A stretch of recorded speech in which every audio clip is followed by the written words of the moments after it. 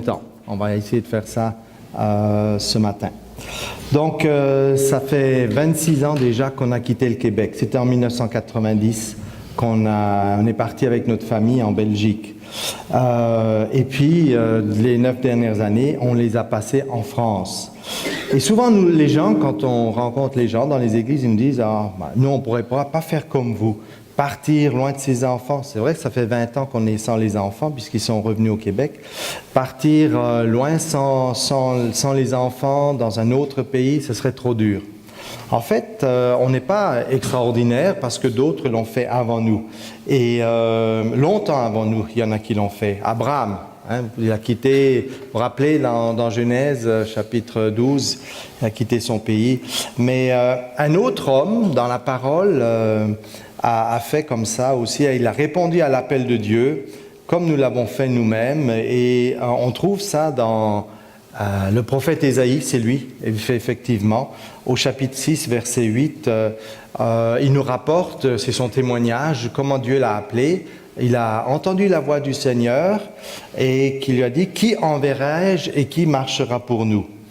Et Ésaïe précise « Je répondis, me voici, envoie-moi » chapitre 6, verset 8. Le Québec a été au bénéfice de ce genre d'hommes et de femmes, ce genre d'engagement, où des hommes, des femmes, des familles, à travers les années, ont voulu servir le Seigneur. Et ça, depuis les années 40, ça avait commencé. Jusqu'aux années 70, c'était les premiers missionnaires qui étaient venus au Québec. Dans l'histoire moderne, je parle, parce qu'il y en a eu au 19e siècle déjà et même avant. Mais Dieu a envoyé et soutenu financièrement des hommes et des femmes qui venaient d'églises canadiennes anglaises, de notre fellowship, pour que des églises à la gloire de Dieu puissent être implantées ici dans la belle province. Et comme le Québec a connu le réveil, je vois pas mal de têtes blanches, quelques-unes comme moi là, parmi nous, peut-être que vous avez connu ces années de réveil au Québec entre 70, 80, 85. Et même pendant cette période de réveil, nos frères et sœurs anglophones ont continué, ont persévéré à envoyer des missionnaires, ou plutôt soutenir les missionnaires qu'ils avaient envoyés à l'époque déjà, bien avant, pour qu'ils puissent continuer leur ministère pastoral et ministère d'implantation d'église. Ainsi, l'Église du Québec, à ce moment-là, était encore en construction, bien sûr, pendant ce réveil. Et même au cours des années 80, l'Église était toujours en construction et le Seigneur, à ce moment-là, commençait à appeler des ouvriers du Québec pour prendre la relève, pour s'occuper des églises et même pour en envoyer dans d'autres pays. Si vous regardez sur l'écran, vous voyez le changement entre 1959 et 1998. C'est impressionnant comment le Seigneur a béni, a ajouté des ouvriers francophones et combien ces ouvriers ont pu être dans le ministère parce que nos frères et sœurs anglophones se sont beaucoup investis pour soutenir l'œuvre. Alors parmi ceux que le Seigneur a appelés à l'étranger, notamment les Francis, vous les connaissez aussi, ils étaient à l'époque à Chibougamau, dans la fin des années 80, quand le Seigneur les a appelés en Espagne. Il y a Carole Allard de Saint-Hyacinthe qui est partie vers la France, toujours dans la dernière seconde moitié des années 80. Nicole Robichaud de Repentigny, qui elle a déjà rejoint le Seigneur entre-temps, mais elle était allée au Pakistan et nous-mêmes, on était à Alma, le Seigneur nous a appelés en Belgique. Vous connaissez aussi Guy Leduc de Montréal, qui était en Turquie, qui est maintenant en France et qui travaille, qui est prêté comme nous à cette même mission qui s'appelle France pour Christ. Alors ce matin, on aimerait vous partager notre témoignage, comme je l'ai dit tout à l'heure, avec l'exhortation de la parole de Dieu. Et on va inclure des tranches de l'histoire de Québec, comme je viens de l'introduire là à l'instant. On veut faire ça pour vous encourager vous-même aussi à continuer à persévérer dans votre engagement avec le Seigneur et à le servir ici localement et peut-être même un peu plus loin. Pour des jeunes, peut-être faire JBEC été ou même JBEC France, JBEC Belgique, comme on en a déjà accueilli dans le passé nous-mêmes en Belgique. En fait, ce que le Seigneur veut de chacun de nous, c'est que chaque matin, on soit prêt à lui dire « Me voici ». comme Ésaïe l'a fait. Envoie-moi. Peut-être à l'épicerie du coin, peut-être à mon lieu de travail, peut-être plus loin, pour un court temps, pour un temps plus long, comme nous, le Seigneur nous a envoyés à l'étranger. Pour moi, je suis à l'origine de l'église de Longueuil. C'était une église que mon père avait implantée, Monsieur Élisée Beau, pour ceux qui ont connu. Alors, mes parents étaient venus, tout jeunes mariés, comme missionnaires, mais pas soutenus par une mission. Ils étaient venus tout simplement par la foi. Mon père était français, venant du sud-ouest de la France, et il avait grandi sur une ferme. Il était de formation comme charpentier menuisier de profession, et le Seigneur lui a vraiment mis à cœur la mission. Et au départ, il pensait partir en Afrique. Il s'est dit, mon métier serait utile là-bas, pourquoi pas l'Afrique? Il sentait vraiment, on avait souvent l'impression, et puis même encore aujourd'hui, je me rends compte, quand on sent que le Seigneur nous appelle à la mission, puis moi, ça m'est arrivé la même chose quand j'étais enfant, on a l'impression que quand ça nous appelle à la mission, c'est en Afrique. On pense toujours ça. Mais il y a la mission ailleurs dans le monde aussi. Et alors qu'il était à l'Institut biblique à Emmaüs, se préparant à partir pour l'Afrique, le Seigneur l'a clairement redirigé vers le Québec. Et c'est là aussi, à l'Institut biblique, qu'il a rencontré ma mère, qui elle-même était fille de missionnaire. Mes grands-parents étaient suisses. Ils sont partis missionnaires dans les années 20. D'abord au Portugal, puis au Brésil, ce qui fait que ma mère est née au Brésil, puis après ça, elle a été aussi, à partir de l'âge de 8-10 ans, en Argentine, où elle a étudié. Et puis, comme elle voulait étudier à l'école biblique, son père l'avait envoyée en Suisse pour revoir la famille. Vous savez, à l'époque, on ne voyageait pas comme on le fait aujourd'hui. Alors, son père a dit, écoute, pourquoi tu ne vas pas étudier en Suisse? Elle n'avait jamais rencontré ses oncles, tantes, grands-parents, etc. Et c'est comme ça qu'alors qu'elle était à l'école biblique, elle a rencontré mon père et ils se sont mariés en décembre 55 pour revenir au Québec en mai 56.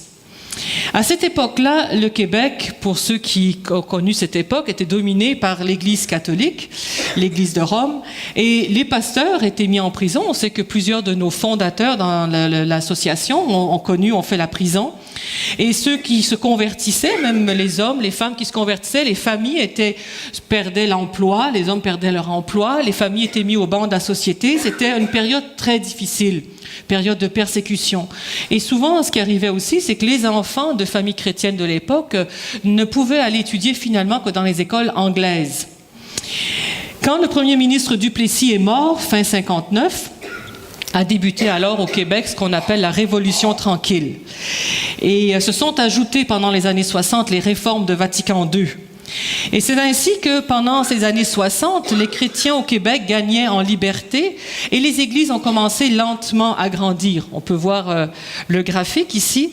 Et début 70, comme Jean-Pierre le disait tout à l'heure, le Seigneur a vraiment amené un réveil et la croissance s'est accélérée, tout particulièrement dans les années début 70. On a connu beaucoup d'étudiants dans les cégeps, universités qui se sont convertis. Moi, je suis née en 1956, 4 mois après l'arrivée de mes parents au Québec. Et j'ai donc grandi et vécu au milieu de toute cette période que nous avons racontée jusqu'à présent. En plus de l'œuvre d'implantation d'église à Verdun, dans laquelle mes parents étaient impliqués avec M. Frey, ils se sont aussi engagés dans les camps. C'était pour eux naturel, puisque déjà à l'époque, comme chrétiens dans leur propre pays, ma mère en Argentine, mon père en France, ils étaient eux-mêmes impliqués, engagés dans le ministère des camps. Alors au tout début, mes parents étaient engagés avec Bethel. Mon père a construit les premières cabines à Bethel. Là, on voit quelques photos ici. Il était dans cet engagement-là. Et c'est alors que mes parents avaient un ministère à Bethel à l'âge de 6 ans que je suis venue au Seigneur, que je me suis convertie.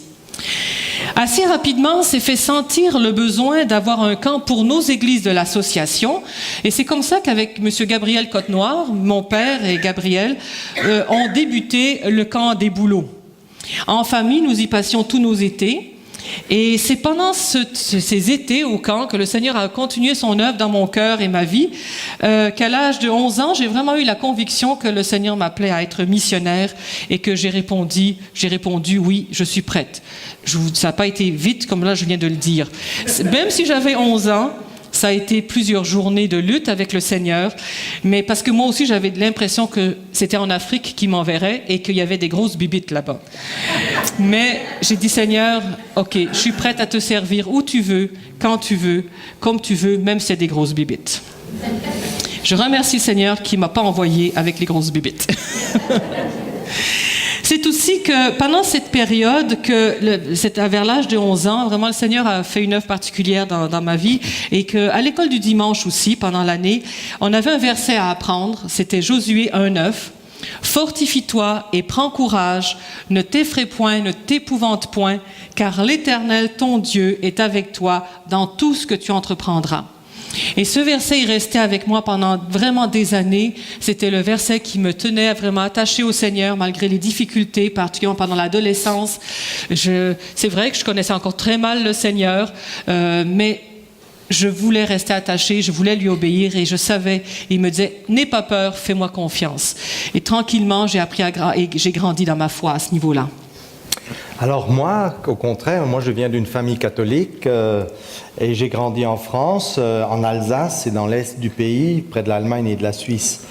Mais mon père, qui a fait la guerre comme engagé volontaire, qui a été blessé, tout ça, il a eu le temps dans les hôpitaux de réfléchir sur sa relation avec Dieu, venant donc de l'église de Rome. Et il a commencé à chercher Dieu, il s'est acheté une Bible, il a commencé à lire. Il cherchait vraiment, il a été dans toutes sortes de trucs. Mais quand moi j'ai eu 7 ans, je suis l'aîné de la famille, il a découvert, comme ça Dieu l'a guidé vers une église baptiste dans la ville où on habitait. Et c'est comme ça que moi j'ai grandi dans cette église depuis l'âge de 7 ans. J'ai fait l'école du dimanche, j'ai entendu les histoires de la parole, de l'Ancien, du Nouveau Testament. Et comme adolescent, lors de mon premier camp chrétien, j'avais pas tout à fait 14 ans, c'est là que je me suis converti par la grâce de Dieu. Et je lui ai ensuite toujours reconnaissant. À l'âge de 20 ans, oui, j'ai changé un peu. À l'âge de 20 ans, j'avais vraiment le désir de voyager et je suis venu au Québec un peu à l'aventure. Et en fait, on m'avait mis en contact avec Monsieur Élisée Beau à cause du camp des Bouleaux. J'étais engagé dans les camps en France, j'avais une formation. Et puis, c'est comme ça, finalement. Pendant le camp des Bouleaux, j'étais moniteur des 16 à 19 ans, une semaine, et un soir, M. Gazdic qui prêchait a fait un appel à la consécration. J'étais déjà converti et baptisé, et le seul qui a levé la main, c'était moi. Le Seigneur, je me sentais vraiment que le Seigneur m'appelait ce soir-là, et c'est là que je lui ai donné ma vie, non pas comme pour le salut, mais pour la consécration. J'ai dit au Seigneur, oui, j'étais prêt à le servir comme il voudrait, où il voudrait, quand il voudrait. On s'est mis à genoux dans la tente roulotte après la réunion avec M. Gazdic, et pour moi, c'était tellement clair. Mais je ne savais pas où, ni comment, ni quoi, mais j'étais prêt. Et donc ça, c'était en 73. Ce qui m'avait frappé vraiment pendant cet été au Québec, c'est vraiment le zèle de ces nouveaux chrétiens québécois, ces jeunes qui se convertissaient dans les cégeps, dans les universités. Et je voyais une église vraiment vibrante pour le Seigneur ici au Québec. Et puis ça m'a vraiment touché au point. Moi, j'avais un billet d'avion valable 1 an. Et le Seigneur a ouvert les portes. J'ai voulu rester 1 an. J'ai passé cette année-là. J'ai trouvé un travail. Et je vivais dans la famille Beau. Ça explique le reste. Non? C'est comme ça qu'on s'est connus, un peu comme d'abord le grand frère. Et voilà, le Seigneur a permis que... donc... Ah, c'est à toi? Oui. OK. Comme le réveil avait débuté, que les ouvriers en place ne suffisaient pas, les églises grandissaient, les groupes se multipliaient. Monsieur Alexanian, Monsieur Phillips, avec mon père, ont débuté Sembec. Et nous avons fait partie des premiers étudiants en 74 avec le cours de Marc. Je ne sais pas s'il y en a ici qui ont fait ce premier cours de Marc. Oui, bon, c'était un cours, hein. Toutes dans le même cours. Hein. Ils voulaient former, il fallait former des pasteurs là, tout de suite, parce qu'il y avait, je pense qu'il y avait 11 ouvriers, puis il y avait déjà 19 églises, fait que ça prenait du monde, fait qu'on apprenait à prêcher, on faisait tout, on a tout appris hein, dans ce premier cours de Marc. Mais on avait soif, Jean-Pierre et moi, de vraiment apprendre, connaître la parole de Dieu, de connaître Dieu, et on était vraiment engagés dans cela. On a poursuivi nos cours avec Sembec. et notre engagement dans l'Église aussi. Comme Jean-Pierre vous l'a dit tout à l'heure, comme il pensionnait chez nous, ensemble, on s'était engagés dans différentes choses, mais on a aussi pris conscience qu'on aimait travailler ensemble, qu'on faisait une équipe, et puis le Seigneur vraiment nous a rapprochés. Et en 60, nous sommes fiancés en 74 et on s'est mariés en 75 à Longueuil. Et 6 semaines après notre mariage, le Seigneur, qui est toujours bon, il m'a donné un travail à la polyvalente d'Alma comme prof en agrotechnique. C'est le ministère de l'Immigration à ce moment-là qui me suivait encore pendant 1 an. Et puis quand la fonctionnaire m'a dit « Mais vous savez où c'est Alma ?» Je dis « Oui, j'ai déjà été. » Et tout ce qui comptait pour nous, c'est qu'il y ait une église évangélique. Alors évidemment, M. Gabriel Cotenoir était pasteur à Roberval. Donc pour nous, c'était le feu vert, on y allait. Et c'est comme ça, oui, j'ai enseigné 9 ans en agrotechnique. J'ai beaucoup aimé ça. Et en fait, 3 ans après notre arrivée, l'église de Roberval a commencé, l'église fille officiellement. L'église d'Alma a été constituée officiellement en décembre 78. On était parmi les 19 membres fondateurs. Et l'année d'après, Roberval a implanté l'église ou ouvert l'église à Chicoutimi. Le Seigneur a vraiment béni avec cette multiplication d'églises. On s'est engagé dans l'église dès notre arrivée d'ailleurs, selon les dons que le Seigneur nous a donnés. On a continué à nous former à travers l'église de Roberval d'abord, avec les cours Sembec, ensuite dans notre propre église à Alma. Et pendant les congés scolaires, Noël, Pâques, quand il y avait des formations à Montréal, on était là, présents, avec Sembec pour des cours intensifs ou plutôt peut-être des conférences qui étaient organisées. On s'était aussi engagé dans le camp Patmos dès le départ et j'ai remplacé M. Cotenoir comme président à partir de 79 et je crois que c'est l'année où il est venu à Montréal pour l'association, il me semble.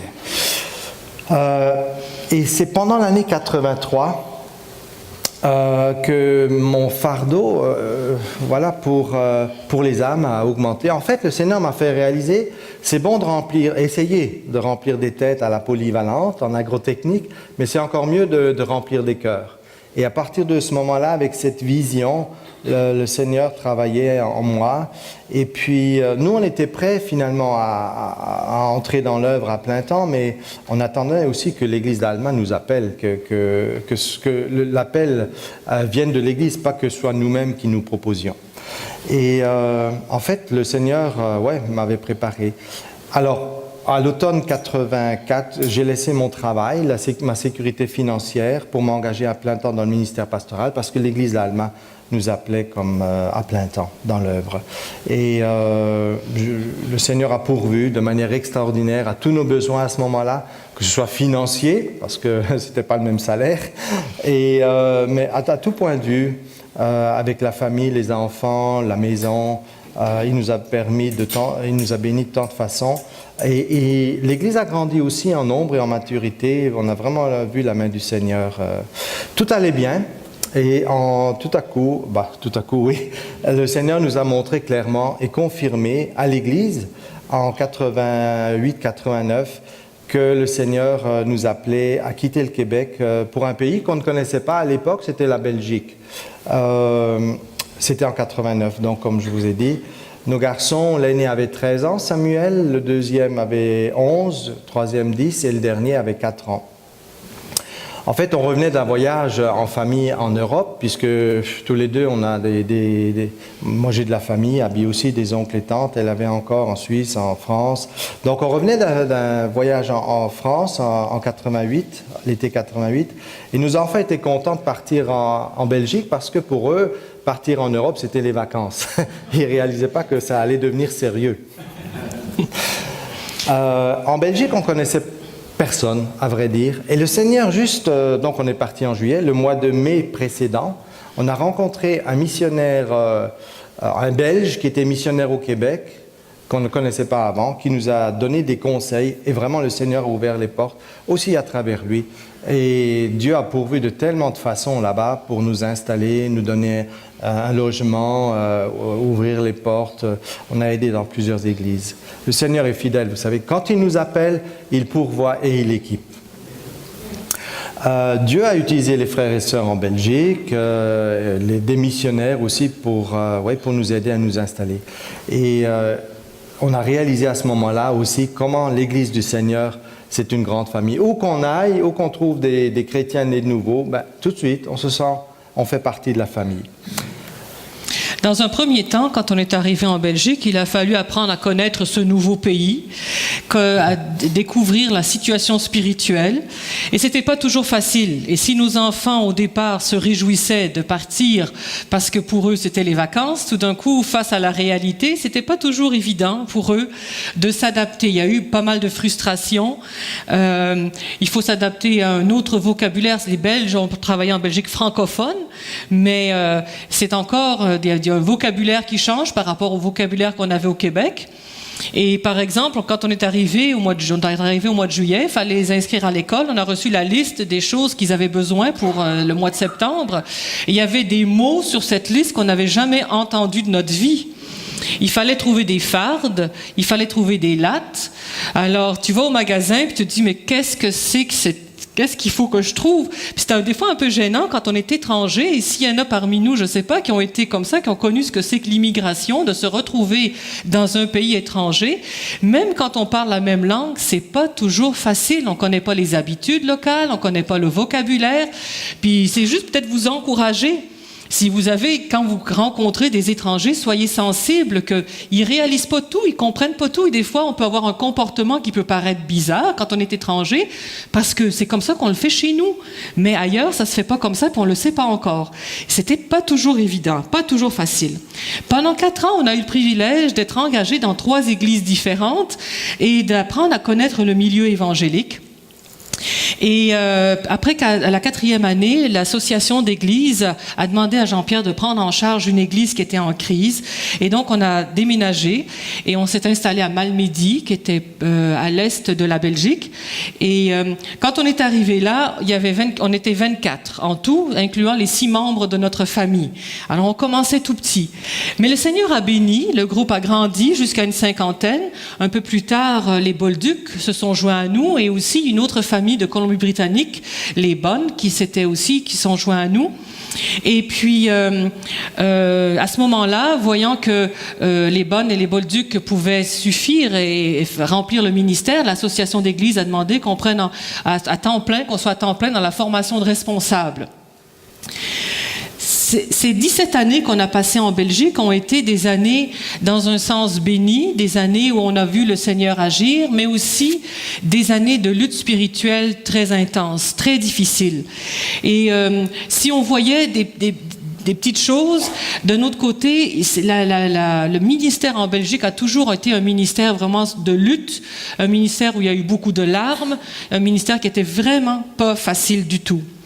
Malheureusement, avec le temps, les 2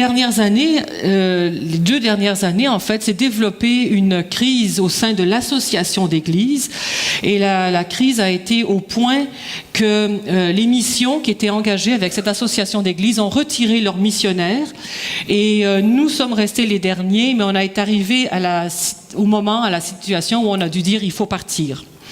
Et c'est avec beaucoup de tristesse qu'on a quitté ce pays, la Belgique, et avec un fardeau pour ces églises qui avaient vraiment besoin d'aide d'un côté, mais d'un autre côté, prenant conscience qu'on ne pouvait plus rien faire et que le Seigneur, on cherchait la volonté du Seigneur. Et on se posait la question, quoi faire? Est-ce que le Seigneur nous rappelle au Québec? Nos enfants auraient bien aimé qu'on revienne. En fait, oui. Nos enfants nous demandent, ça fait 20 ans qu'ils nous demandent quand est-ce qu'on revient. On a 12 petits-enfants, alors... le Seigneur, en fait, c'était fin 2006, le Seigneur a finalement ouvert la porte en France. Et ça s'est très vite confirmé, à la fois par les églises locales que par notre mission canadienne, donc Fellowship International, qui ont confirmé. C'est une mission française qui fait de l'implantation d'églises, qui a voulu nous prendre, et nous sommes prêtés depuis 9 ans maintenant à cette mission France pour Christ. C'est une petite mission à peu près comme notre mission du Fellowship International. Ce n'est pas une grande mission, c'est aussi une mission qui fait partie d'une dénomination, d'une association d'églises. Donc, on est prêté depuis 9 ans à France pour Christ et on est vraiment bénis. Quand on est arrivé dans cette mission de France pour Christ, on avait l'impression d'être tout de suite en famille, d'être rentré à la maison en quelque sorte.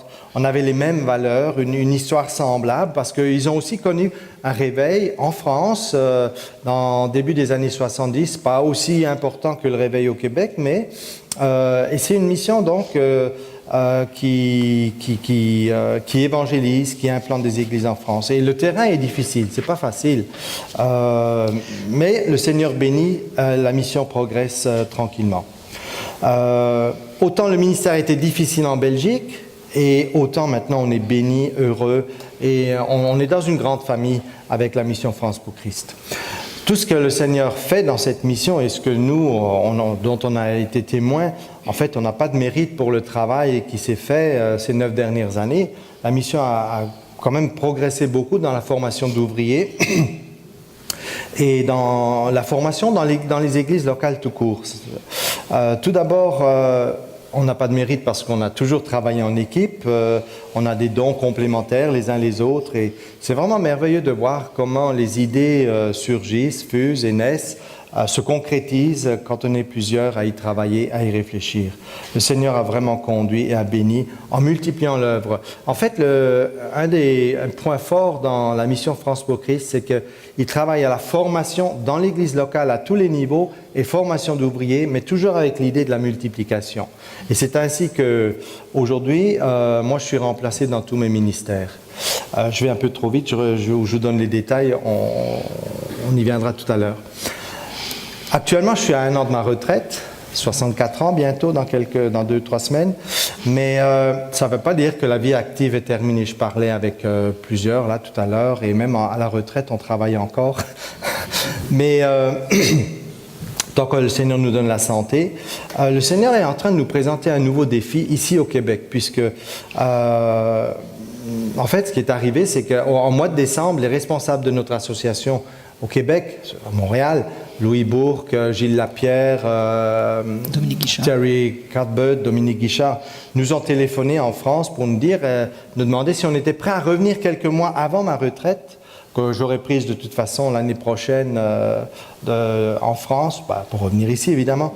Et puis le Seigneur a confirmé, parce qu'ils avaient déjà consulté les responsables de la mission Fellowship International, et on sent vraiment que le Seigneur nous rappelle ici, quelques mois plus tôt, pour un travail, en fait, dans le domaine où le Seigneur nous a qualifiés et où on a de l'expérience. Et comme je l'ai dit tout à l'heure, mon remplaçant, je vais vous le montrer tout à l'heure, la photo, Regarde. Il est bien plus qualifié que moi. Donc, je suis vraiment reconnaissant au Seigneur. Dans nos différents ministères, on est remplacé, sauf celui d'Abby. Abby qui est... Un aspect. Oui, un aspect, oui. Dans l'aspect de gestion de la Maison de France pour Christ, l'accueil dans la Maison de France pour Christ, là, depuis 5 ans, je pense, on a interviewé plusieurs de couples, le comité de recrutement de France pour Christ.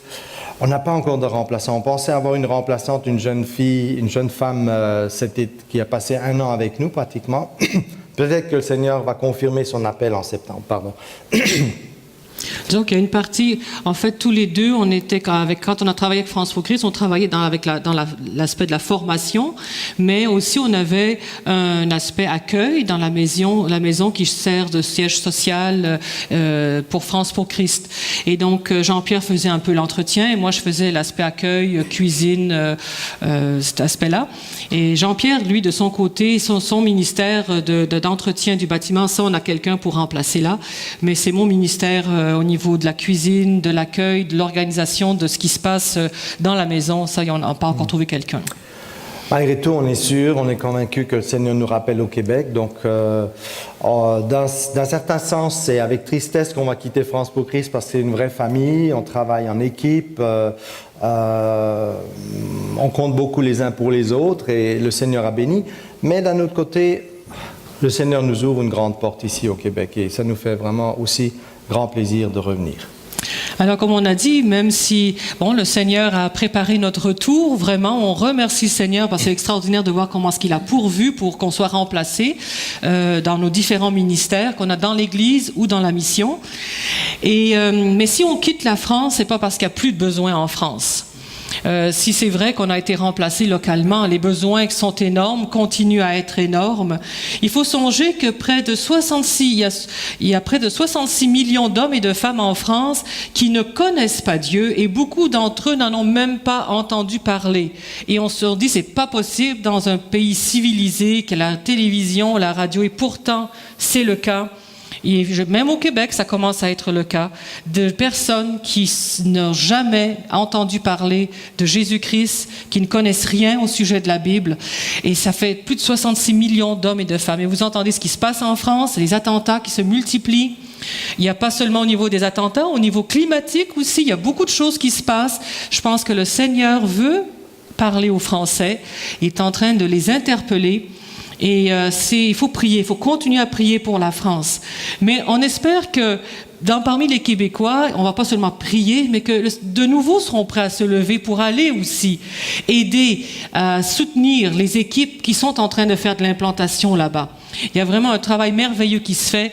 Et c'est comme ce verset dans Romains 10, 14.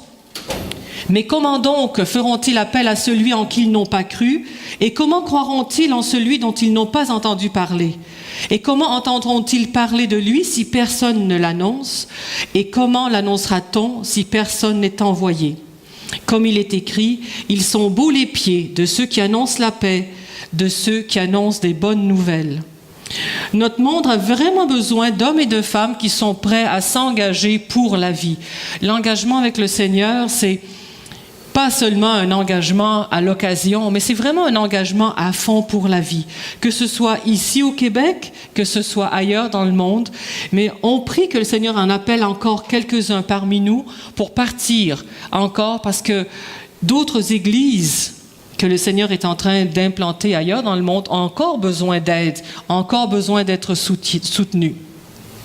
Et l'engagement, par exemple, en France, quand on s'engage dans l'implantation en France, c'est un peu comme au Québec, c'est pas quelque chose ça prend pas 6 mois pour implanter une église en France, ça prend même pas 2 ans non plus, ça prend bien des années. Ça prend du temps pour qu'une église soit implantée. Et c'est souvent pas ce genre de missions actuellement qui sont les plus populaires.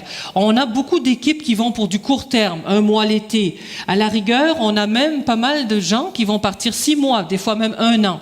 L'engagement à long terme, il semble, est beaucoup plus difficile aujourd'hui. On a de la difficulté à dire, OK, oui Seigneur, je suis prêt à partir pour longtemps, pour un long terme, le temps qu'il faudra pour que l'Église ait le temps d'être implantée et que des fruits puissent arriver à maturité. Il faut songer que l'Église du Québec, si aujourd'hui elle a atteint une certaine autonomie, c'est parce qu'il y a des gens qui ont été prêts à s'impliquer. Nos premiers missionnaires au Québec, ils ne sont pas juste venus pour des campagnes d'été. Ils sont venus, ils ont changé de vie. Ils ont quitté leur foyer, ils ont quitté leur chez eux. Ils sont venus vivre au Québec. La plupart des pionniers aujourd'hui sont morts au Québec parce qu'ils aimaient l'Église du Québec et qu'ils ont vraiment donné leur vie pour elle. Et nous devons aujourd'hui encore être prêts à ce genre d'engagement, à être prêts à s'investir. Et notre association canadienne, le Fellowship, s'est investie au Québec pendant plus de 75 ans et continue de le faire d'une manière un peu différente aujourd'hui, mais continue de le faire pour que l'Église du Québec puisse continuer elle-même à grandir.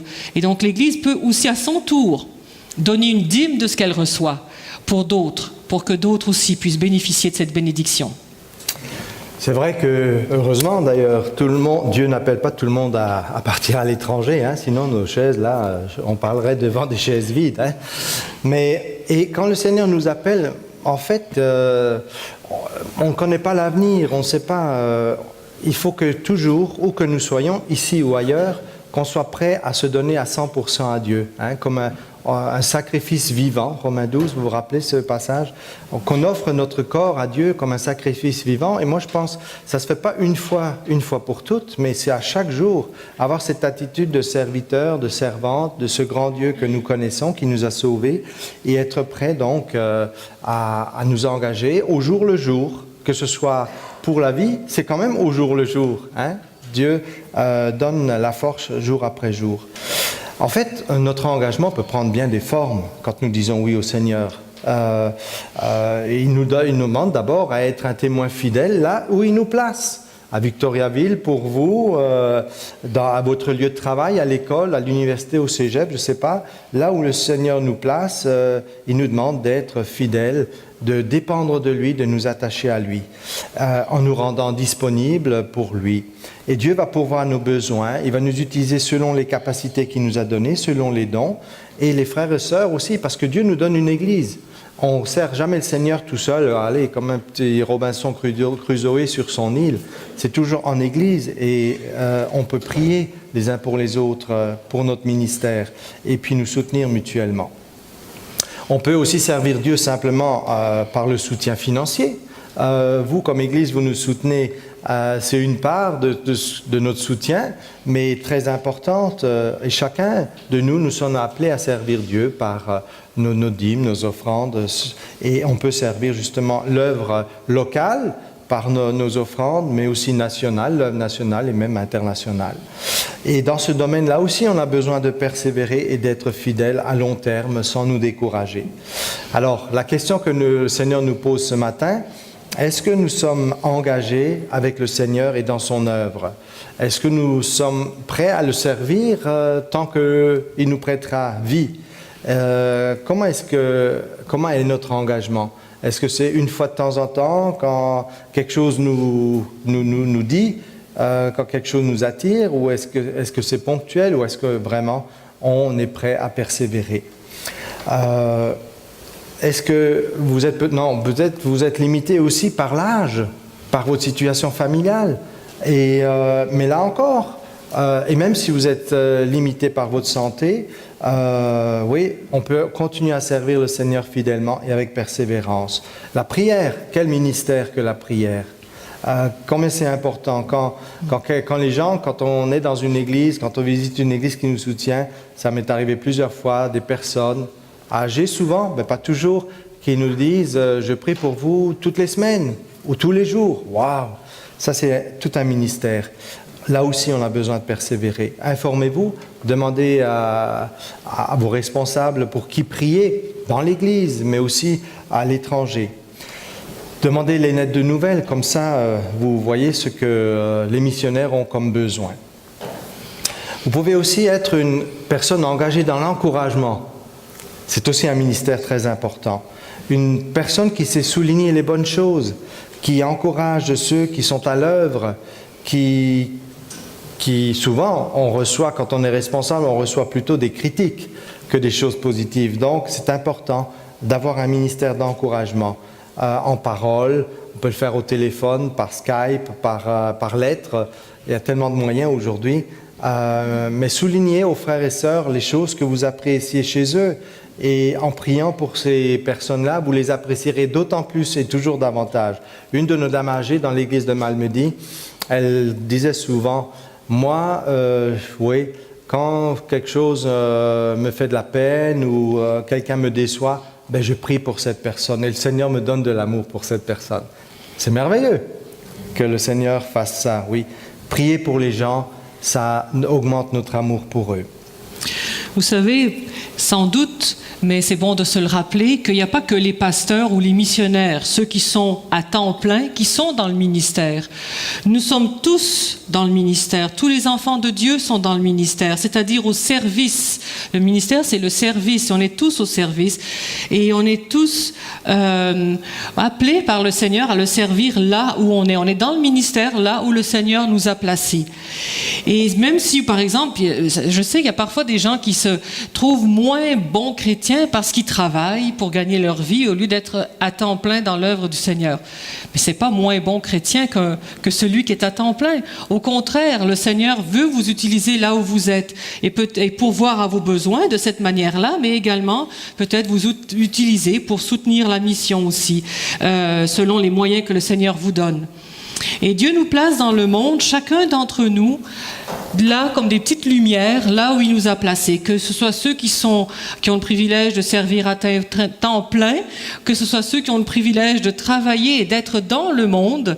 Des fois, ceux qui se travaillent sont plus dans le monde que nous qui sommes à temps plein, parce que nous, des fois, on est concentrés avec l'Église, à travailler avec l'Église, à former les chrétiens dans l'Église, que des fois, on est moins dans le monde que vous qui travaillez, par exemple. Et là, vous êtes des témoins fidèles pour le Seigneur et c'est magnifique de pouvoir vivre sa foi, de pouvoir prier avec persévérance pour le salut de ceux qui nous entourent. On sait que c'est pas facile et les gens se convertissent pas juste parce qu'on leur parle de Dieu ou parce que... mais c'est important d'être fidèle là aussi et de laisser le Seigneur vraiment nous utiliser. Paul nous dit dans 2 Corinthiens 9:8 que le Seigneur, Dieu, peut nous combler de toutes ses grâces afin que vous possédiez toujours à tout point de vue de quoi satisfaire à tous vos besoins et que vous ayez encore en abondance pour toute œuvre bonne. Quand on donne pour le Seigneur, peu importe ce qu'on donne, quand on se donne au Seigneur, et c'est vraiment ce que nous avons vécu, le Seigneur multiplie. Et c'est magnifique de pouvoir vivre au jour le jour, et comme je dis, vous n'avez pas besoin d'être missionnaire pour le vivre. On peut vivre au jour le jour dans cette confiance, cette dépendance au Seigneur, et de le voir combien est-ce qu'il comble largement tous les besoins. Et comme je l'ai dit au début, on est extrêmement reconnaissant envers Dieu et à tous ceux qui, par toutes sortes de moyens, nous ont permis d'accomplir notre ministère à plein temps au service de l'Église de Jésus-Christ. Et on loue Dieu parce qu'il a utilisé en effet de nombreux frères et sœurs, des églises qui nous ont soutenus, encouragés, qui ont prié pour nous, qui nous ont aidés, même formés et enseignés, et bien d'autres choses. On dépend tous les uns des autres. Personne n'est un surhomme, mais le Seigneur bénit à travers son Église et nous lui en sommes reconnaissants. Alors, pour ce qui nous concerne maintenant, on est devant un nouveau défi, comme je l'ai dit tout à l'heure. Comme nous revenons au Québec cet automne, Dieu voulant, en fait, Dieu a répondu très rapidement et a confirmé les choses. Je vous ai parlé du coup de téléphone en décembre des responsables de l'association. Le Seigneur a tout planifié, ouvert les portes. On est en train d'acheter une maison à Granby. Donc, ce que le Seigneur veut faire, c'est que notre nouveau défi, notre nouveau ministère, c'est de joindre une église Antioche. Je ne sais pas si vous êtes familier avec cette expression, avec Sembec, une église qui fait la formation d'ouvriers, qui forme des ouvriers pour implanter d'autres églises. Donc, c'est l'église Le Flambeau à Granby, qui est une église, un centre Antioche en fait. Et notre expérience dans la formation de disciples, la formation d'ouvriers, qu'on a acquise en Europe nous sera utile. Et là, à Granby, on forme toute une équipe et c'est là que... moi, j'aime pas travailler seul. Je l'ai fait pendant des années parce que j'avais pas le choix, parce qu'on était un peu pionniers, entre guillemets, mais on travaille en équipe et ça me fait vraiment plaisir. J'ai hâte de pouvoir... participer à cette formation d'ouvriers pour l'implantation d'églises, plusieurs églises régionales. On ne sait pas encore qui ou où, on n'a pas encore tous les détails, mais voilà, c'est le Seigneur nous dirige vers là. Et la deuxième chose qui s'est confirmée, c'est notre lieu de résidence. Je viens de mentionner Granby, l'offre d'achat sur une maison, on fait l'inspection demain. Donc on va voir. Et en fait, dimanche prochain, on redécolle pour la France. Donc il faut que certaines choses soient déjà confirmées. Dès notre retour, alors en France, on va être surtout concentré à faire nos bagages. Tu voulais dire quelque chose? Vas-y. Oui, juste mentionner que maintenant, bon, c'est vraiment extraordinaire. Vous savez, comme je dis, Jean-Pierre dit ça s'est fait très vite, mais en fait, il y a eu l'appel au mois de décembre. Puis là, il y a il n'y a rien eu. Début juin, il n'y avait rien. On savait toujours pas où est-ce qu'on irait, qu'est-ce qu'on allait faire. Et puis tout d'un coup, tout s'est confirmé en l'espace de 2 semaines. Le lieu de ministère, la maison, tout est en train de se mettre en place.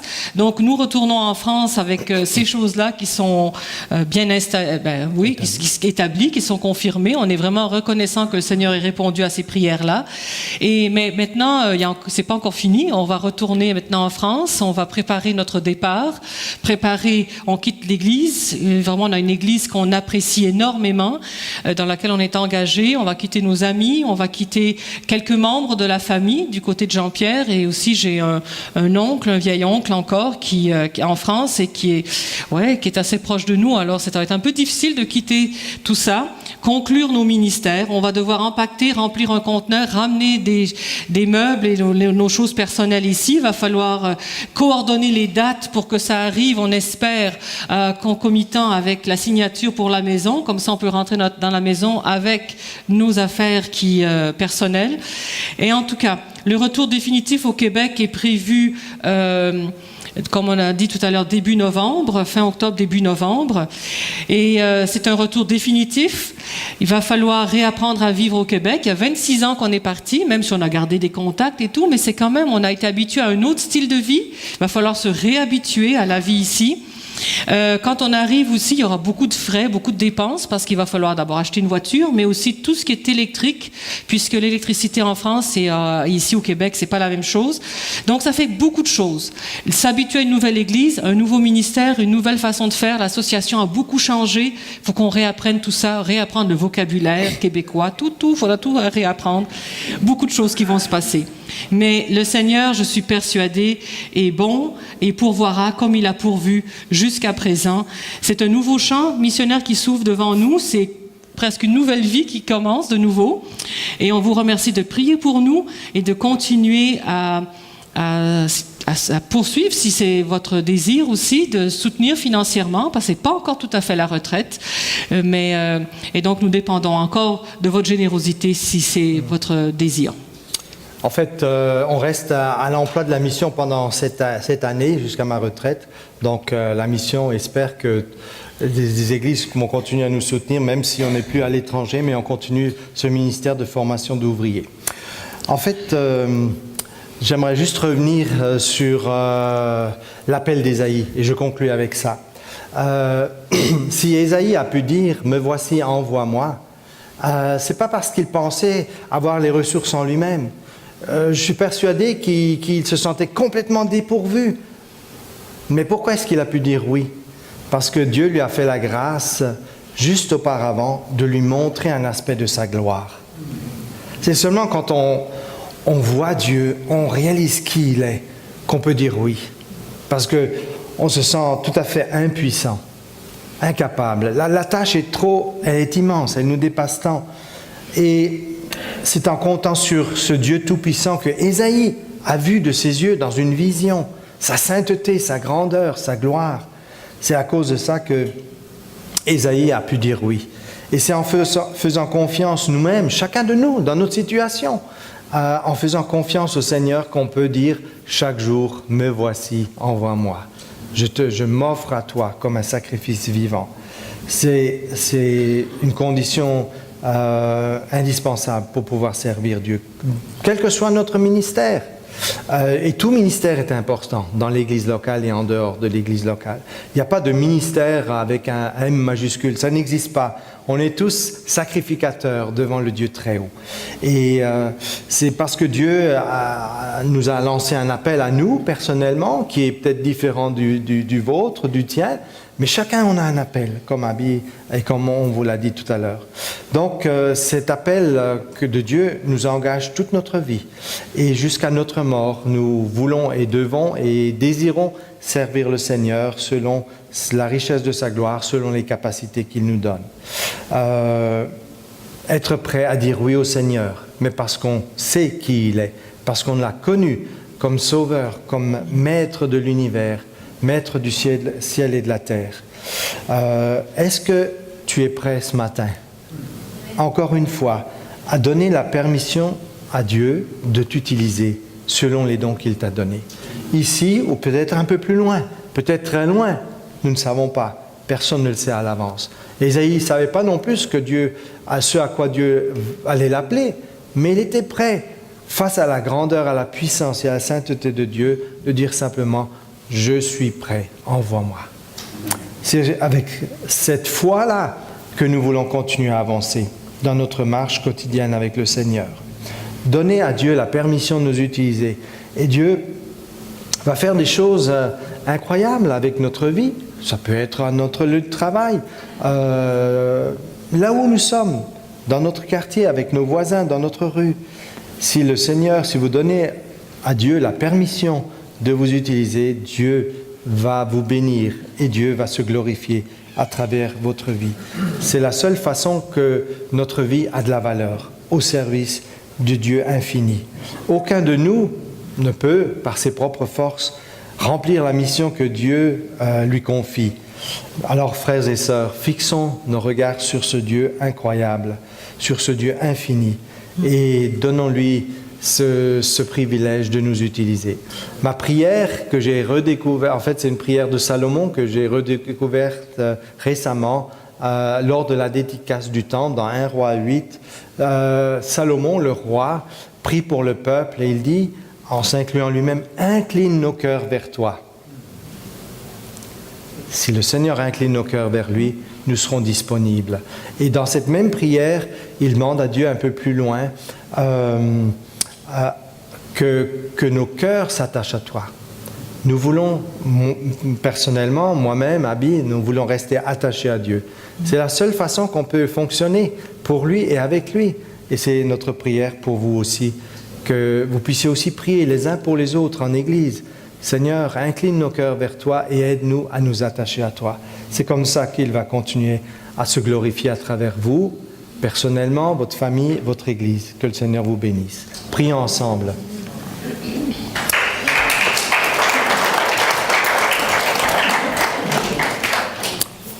Seigneur, nous te disons merci. Tout ce que nous sommes, tout ce que nous faisons ne peut venir que de toi, Seigneur, pas de nous-mêmes. Merci de nous apprendre, de nous réapprendre, de nous rappeler cette leçon vitale que nous avons besoin que nos cœurs soient inclinés vers toi pour que nous puissions t'apprécier toujours plus, t'aimer mieux et te servir de tout notre être, pour que nous puissions nous attacher à toi, Seigneur, pour dépendre de toi, mais non pas de nous-mêmes. Je réalise, Seigneur, dans ma vie, j'ai réalisé chaque fois que je comptais sur mes propres forces, eh bien, j'étais orgueilleux face à toi et tu devais me résister. Aide-nous, Seigneur, à te céder nos vies et à nous attacher à toi pour que nous dépendions de toi seul. Merci de te glorifier à travers nous, personnellement, en famille et en Église. Nous te remercions pour tout ce que tu fais à travers ton Église ici à Victoriaville et nous t'adorons comme le Dieu souverain, le Dieu sauveur, le Dieu tout à fait saint. Bénis cette journée encore pour chacun d'entre nous et cette semaine. Au nom de Christ. Amen. Amen. Que le Seigneur vous bénisse.